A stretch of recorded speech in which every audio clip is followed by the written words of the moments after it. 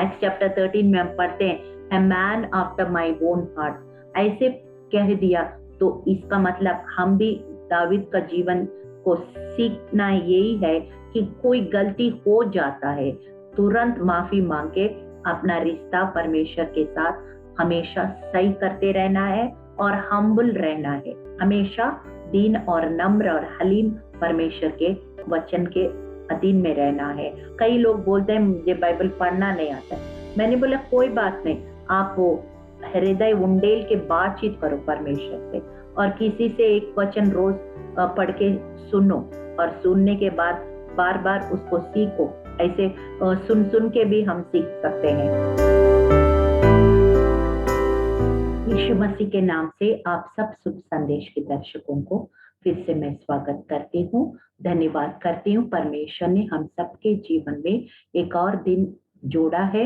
यीशु मसीह के चरणों में हम बैठ के हम वचन सीख सके, समझ सके और उस पर चल सके और उनकी आशीषों का वारिस ठहर सके।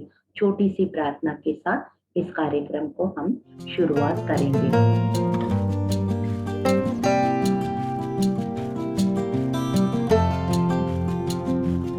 धन्यवाद महान सामर्थ्य पिता, राजाओं का राजा, प्रभुओं का प्रभु, ईश्वरों का ईश्वर प्रभु, आपका वचन बताता है साम 119:89 में ऐसा लिखा है, हे यहोवा तेरे वचन स्वर्ग में सदा तक स्थिर रहता है। हाँ परमेश्वर, जहां हम पृथ्वी में बैठ के प्रभु यीशु हम जो वचन रिलीज करते हैं स्वर्ग में वो स्थिर आप करते हैं यीशु, क्योंकि हम स्वर्ग और पृथ्वी का पवित्र आत्मा के द्वारा हम कनेक्टेड है प्रभु। इसलिए आपका वचन को स्वर्ग में स्थिर करेंगे, हमारा जीवन में देधारी करेंगे। सारा आदर सारी महिमा आपको मिले, हम घटे आप बढ़े। यीशु मसीह के जीवित और सामर्थी नाम में इस प्रार्थना को हम मांगते हैं, सुनिए, ग्रहण कीजिए परम पिता। आमीन आमीन आमीन। जो विषय आज लिया है, how to resist the enemy, दुश्मन का सामना कैसे करें, शत्रु का सामना कैसे करें। तो हमारी शत्रु कौन होता है? सबसे पहले मैं ये क्लियर करना चाहती हूँ, हमारा शत्रु कोई इंसान नहीं है। यही वचन में लिखा है कि हमारा शत्रु कौन है? ये शैतान है जो हवा में काम करता है और इंसान को ही दुष्ट शैतान भी इस्तेमाल करता है, इंसान को ही पवित्र आत्मा भी इस्तेमाल करता है। इसलिए हमको यीशु मसीह जैसे पापी से प्यार करता है और पाप से नफरत करता है, हम भी इस बात को, इस विषय को ग्रहण करना है। मैंने जो की स्क्रिप्चर है रेजिस्टिंग द एनिमी, ये लिया है याकूब 4:7। उसमें लिखा है, इसलिए परमेश्वर के अधीन हो जाओ और शैतान का सामना करो, वो तुम्हारे पास से भाग निकलेगा। Before resisting the enemy, you have to first submit to God. Hallelujah. हम परमेश्वर हम शैतान को सामना करने से पहले हम परमेश्वर के वचनों को अधीन रहना है। The amount of obedience will determine the amount of blessings in your life.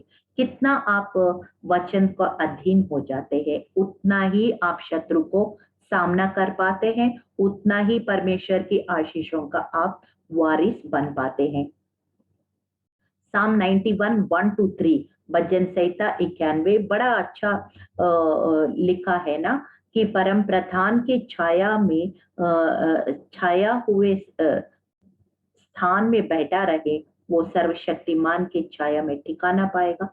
यहोवा के विषय में कहूंगा, वो मेरा शरण स्थान और गढ़ है, वो मेरा परमेश्वर है जिस पर मैं भरोसा रखता हूँ। वो तुझे बहेलियों के जाल से और महामारी से बचाएगा। So when we are under the shadow of the Almighty, सर्वशक्तिमान के हम उनके रेफ्यूज में, शरण में हम ठिकाना लेते हैं, उनके हाथ पकड़ते हैं, तो हमें कोई भी शत्रु वहां छू नहीं सकते हैं। इसलिए हमेशा हमको किस तरह से we have to submit to God, किस तरह से परमेश्वर के अधीन होना है, उनके छाया में रहना, उनका अधीन, और फिर किस तरह से शत्रु का भी सामना करना है, ताकि वो हमारा जीवन में, परिवार में, सेवकाई में कोई बर्बादी ना करे। मैंने 12 पॉइंट्स लिखा है पवित्र आत्मा की सहायता से। जल्दी से मैं आपको 12 पॉइंट्स समझाना चाहती हूँ। सबसे पहले हम क्या करना है, आर्मर ऑफ द लॉर्ड। परमेश्वर चाहे तो उसको पूरा मैं खुलासा से एक एपिसोड खाली आर्मर ऑफ द लॉर्ड मैं बनाना चाहती हूँ। परमेश्वर का कवच क्यों पहनना है, कैसे पहनना है, उसमें क्या क्या होता है, वो अगले बार शायद मैं आपको समझाऊंगी। लेकिन अभी सिर्फ 3 वचन इसमें पढ़ रही हूँ। इसलिए प्रभु में और उसकी शक्ति के प्रभाव में बलवंत बनो, परमेश्वर के सारे हथियार बांध लो, कुछ शैतान के युक्तियों के सामना खड़े रह सको, क्योंकि हमारा ये मल्लयुद्ध लहू और मांस से नहीं, परंतु प्रधानों से, अधिकारियों से, संसार के अंधकार की शासकों से और उस दुष्टता की आत्मिक सेनाओं से है जो आकाश में है। So we have an enemy who will send the arrows, evil arrows. इसलिए हमको ये कवच पहनना है। वो ऐसे तीर चलाता है शत्रु हमेशा, और वो तीर से हमें बचे रहना है, और फिर वचन का तलवार भी लेके हम खड़े होना है। दूसरा पॉइंट है, we have to stand with the word sword of the spirit, that is the word of God. इफिसियों 6:17 में लिखा है, तीर से बचना भी है, और फिर बचने के बाद हम शत्रु को भी फाइट करना है, सामना करना है, उससे लड़ना है। तो कैसे लड़ेंगे? हम तलवार से लड़ेंगे। और कौन सी तलवार है? ये वचन की तलवार है। इफिसियों 6:17 में लिखा है कि उद्धार का टोप और आत्मा की तलवार जो परमेश्वर का वचन है वो ले ले। और रेवलेशन 19:15, प्रकाशित वाक्य 19:15 बड़ा अच्छा पावरफुल स्क्रिप्चर है। जाति जाति को मारने के लिए उसके मुंह से एक छोकी तलवार निकलती है, वो लोहे के राजदंड लिए हुए उन पर राज्य करेगा, और वो शक्तिमान परमेश्वर के भयानक प्रकोप की जलजलाहट की मदिरा के कुंड में दाख रोन देगा। तो परमेश्वर का मुंह से छोकी तलवार निकलता है, और वो तलवार से वो राज्य राज्य को शासन करते हैं। और वो ये क्या तलवार है? यही है वचन जो हमारे हाथ में दिया है। उसको हम यूज नहीं करेंगे, फिर हम परमेश्वर को ब्लेम नहीं कर सकते हैं।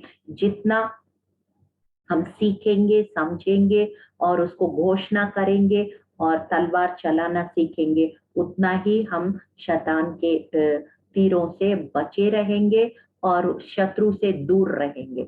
वो हमारे आसपास भी खड़े नहीं हो सकेगा। हालेलुया। और तीसरा पॉइंट मैं बताना चाहती हूँ, the blood of the lamb and the word of the testimony. हमारी जो मुंह का गवाही है, गवाही का भी एपिसोड बनाया, और यीशु मसीह का लहू को हम पुकारना है, इस्तेमाल करना है। यीशु मसीह का लहू हमारे लिए लड़ता है, हमारे लिए सुरक्षा देता है।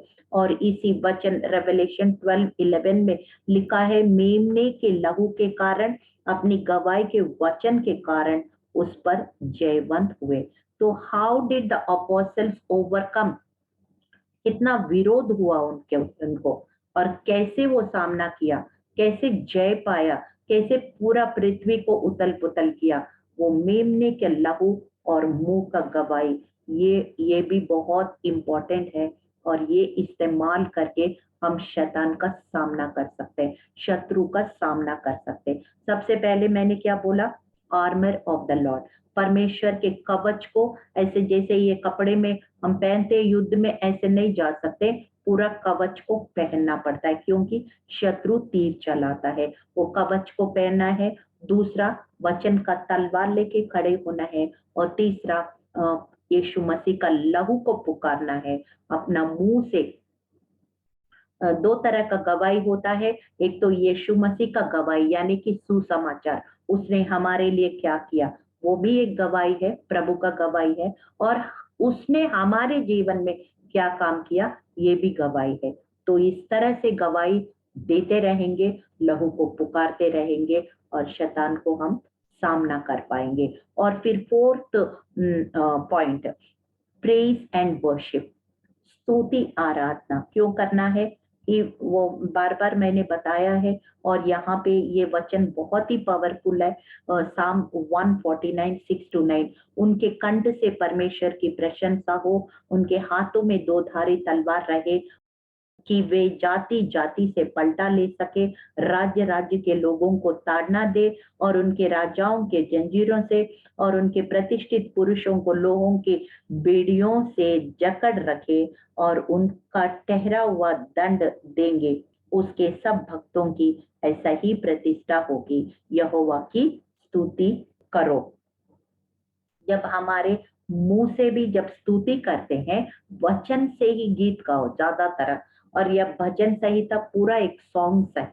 डेविड ने जो गीत गाते थे वो हाथ बजाते थे, और भजन संहिता गीत के रूप में गाओ, और गीत ऐसे भी गाओ, स्तुति करो। और फिर क्या होता है, आपको दूसरा इतिहास में आपको वो स्टोरी पता है, टिड्डियों की बराबर 3 देश मिलके यहोशापात को चढ़ाई करने आए। तो जब ये स्तुति करने के लिए परमेश्वर ने उनके बोला, और फिर क्या किया, वो आपस में लड़ने लगा।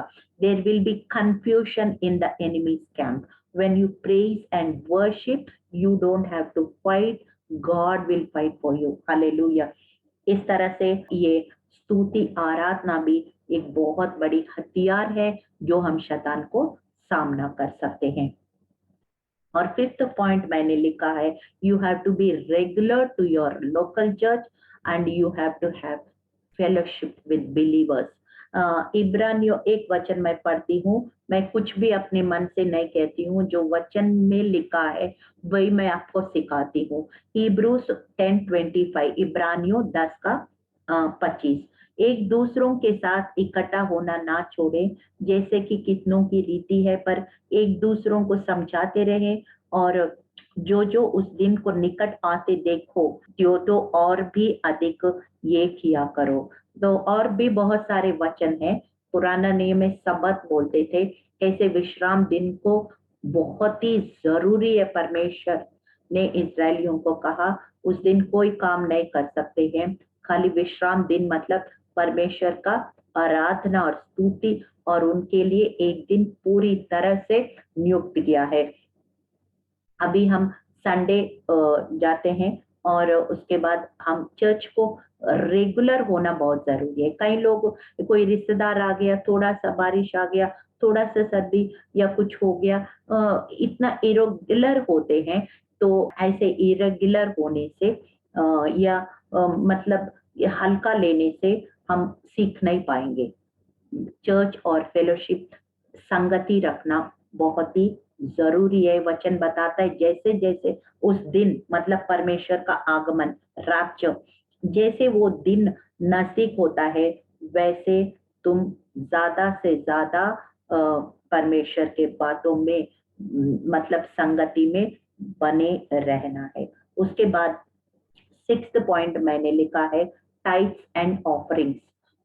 मलाकी 10 और 12 बड़ा साफ साफ लिखा है कि ये ही वचन है जो परमेश्वर कहते हैं, मुझे परख करके देखो, प्रूव मी, सारे दशवांश भंडार में ले आओ, मेरे भवन में भोजन वस्तु रहे। सेनाओं का यहोवा यूं कहता है कि ऐसे करके तुझे मुझे परखो कि मैं आकाश के झरों को तुम्हारे लिए खोलकर तुम्हें ऊपर अपरंपार की आशीष की वर्षा करता हूं कि नहीं।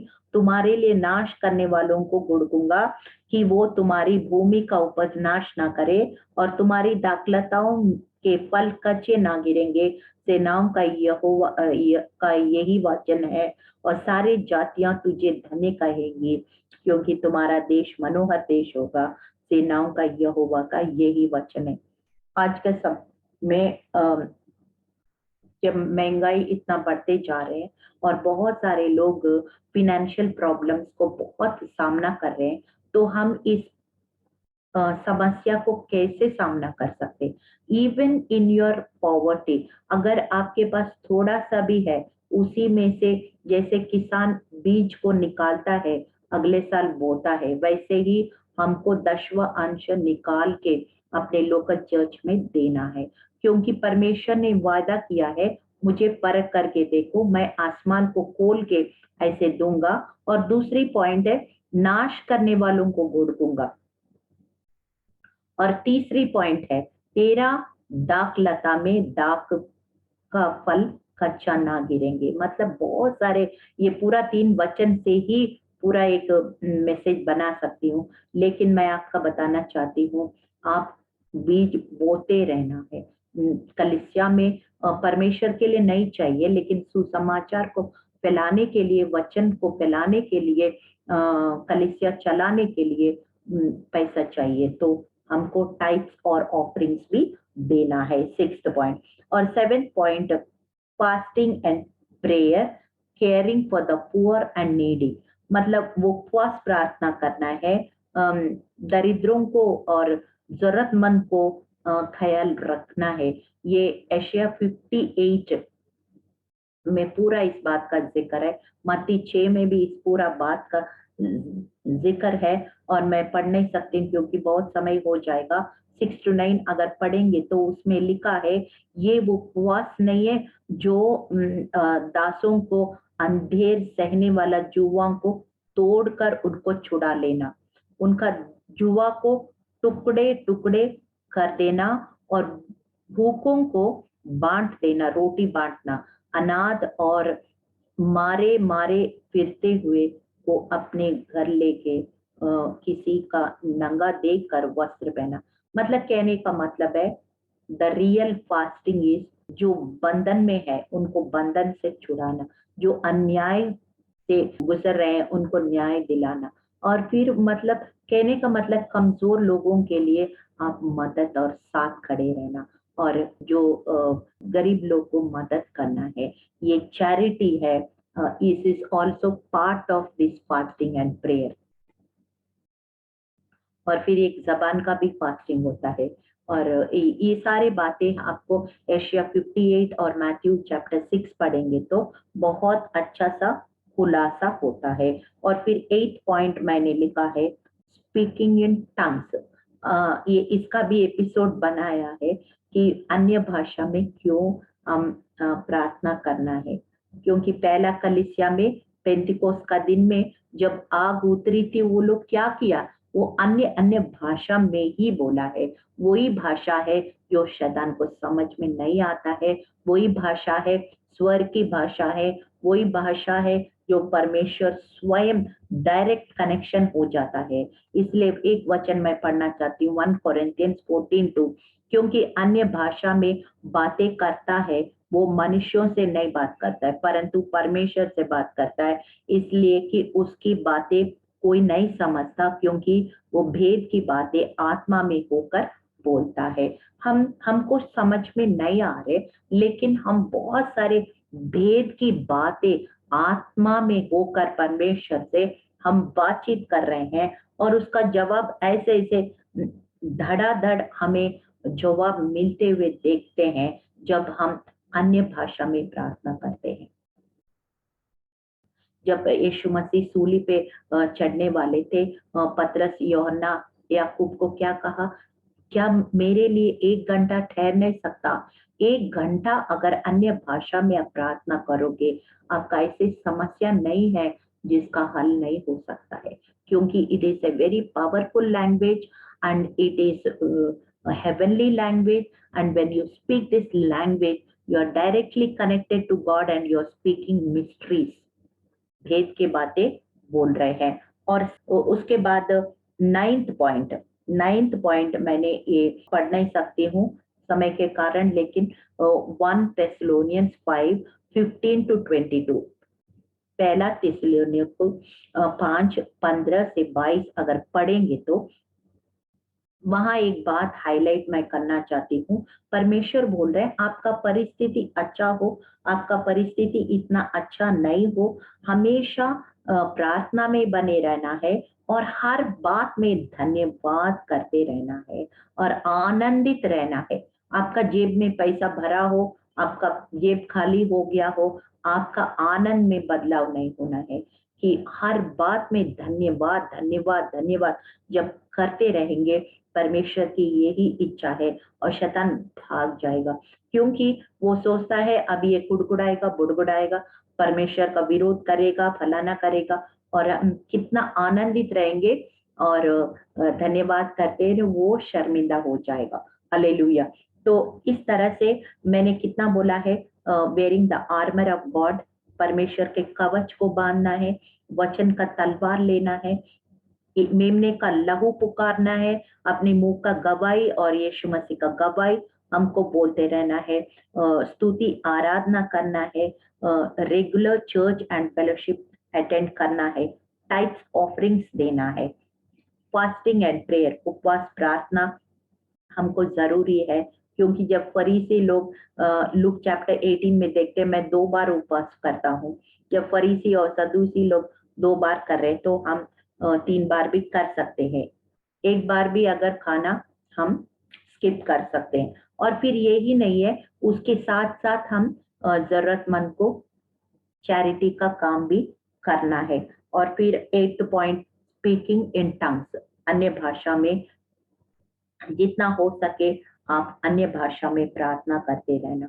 और 9 पॉइंट, हर बात में अच्छा समय, ज्यादा अच्छा समय नहीं, और समझ में आए नहीं समझ में आए, प्रार्थना करते रहें, आनंदित रहें और प्रभु का धन्यवाद करते रहें। और यही प्रभु का इच्छा है, ये वचन बताता है, पहला थिस्सलुनीके 5 अध्याय 15 से 22 तक। और उसके बाद फिर हम इवेंजलिज्म, मैथ्यू 28:18-20, वहां पे 3 वचन में हम देखते हैं, ग्रेट कमीशन बोलते हैं, महान आज्ञा है, वो यीशु मसीह ने कहा है कि ये सुसमाचार जहां मौका मिले हमको सुसमाचार देना है, अपना मुंह का गवाही भी देना है, और उनका इमीडिएट नीड्स के लिए प्रार्थना करना है, हम यीशु का नाम को फैलाना है। ये वचन बताता है। मत्ती 4:19 में पतरस को कहा, हे पतरस तू मछली अभी तक पकड़ रहे ना, अभी तुम्हें मैं मनुष्यों को पकड़ने वाला जालर बनाऊंगा।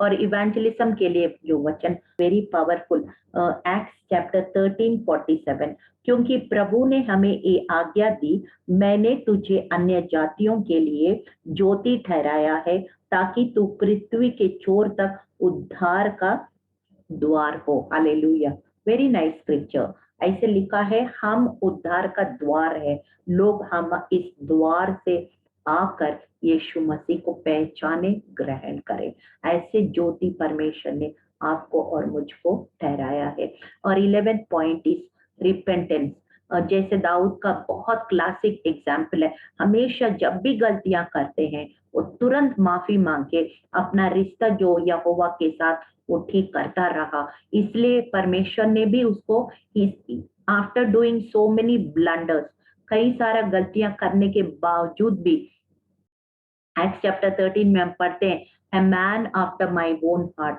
ऐसे कह दिया।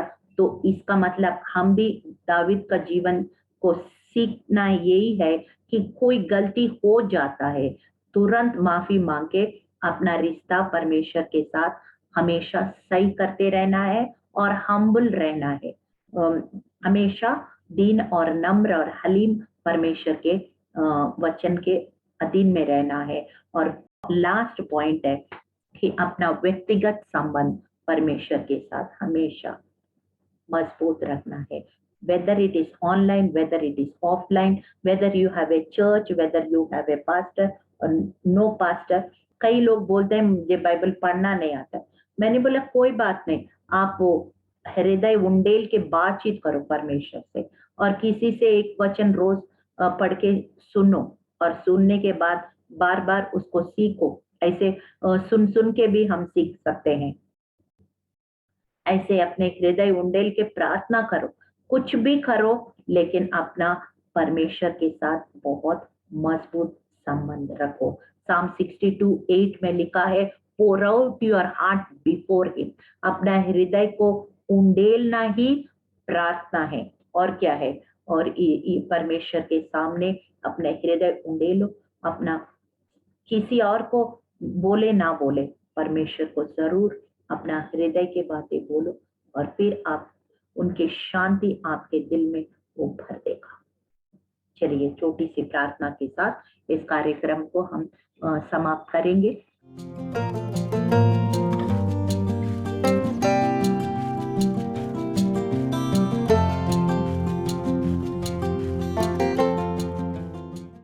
धन्यवाद महान सामर्थ्य पिता, राजाओं का राजा, प्रभुओं का प्रभु, ईश्वरों का ईश्वर प्रभु यीशु। हम देखा है जेम्स 4:7 में लिखा है, अपने वचन के अधीन हो जाओ और शैतान का सामना करो, वो भागेगा। प्रभु किस तरह से हम वचन को और परमेश्वर के अधीन रह सकते हैं, और उतना ही हम शैतान को भगा सकते हैं हमारे जीवन से, परिवार से, सेवकाई से। ये 12 पॉइंट्स हमने देखा है प्रभु। जितना हो सके प्रभु यीशु, हम कवच को रोज पहनते रहे, वचन का तलवार लेके, और यीशु मसीह का लहू पुकारते हुए अपना मुंह का गवाही और यीशु मसीह का गवाही बोलते रहे, स्तुति आराधना करते रहे, चर्च और फेलोशिप को लगातार रेगुलर बने रहे प्रभु, और टाइप्स और ऑफरिंग्स देते रहे, फास्टिंग और प्रेयर करते रहे प्रभु, और जरूरतमंद को चैरिटी का काम भी हम जितना हो सके करते रहे प्रभु। अन्य भाषा में हम बोलते रहे प्रभु, और निरंतर प्रार्थना करते, धन्यवाद करते रहे, आनंदित रहे प्रभु। और सुसमाचार जितना हो सके, जहाँ प्रभु द्वार खोलता है वहां हम सुसमाचार, यीशु मसीह का सुसमाचार हम फैलाते रहे, और हमेशा प्रभु हम हलीम रहे, और गलती जो भी होता है हमेशा हम माफी मांगते रहे, और अपना व्यक्तिगत संबंध को हमेशा मजबूत रहे प्रभु। इस तरह से ये सारे बातों को हम करते रहेंगे, हम वचन की और परमेश्वर के आज्ञाकारी बने रहेंगे, तो जरूर शैतान दूर दूर तक हमारे पास नहीं आ पाएगा, और वो हम आएगा तो भी 7 दिशा से वो भागेगा। यीशु मसीह के जीवित और सामर्थ्य नाम में इस प्रार्थना को हम मांगते हैं। सुनिए, ग्रहण कीजिए परमपिता। आमीन आमीन आमीन।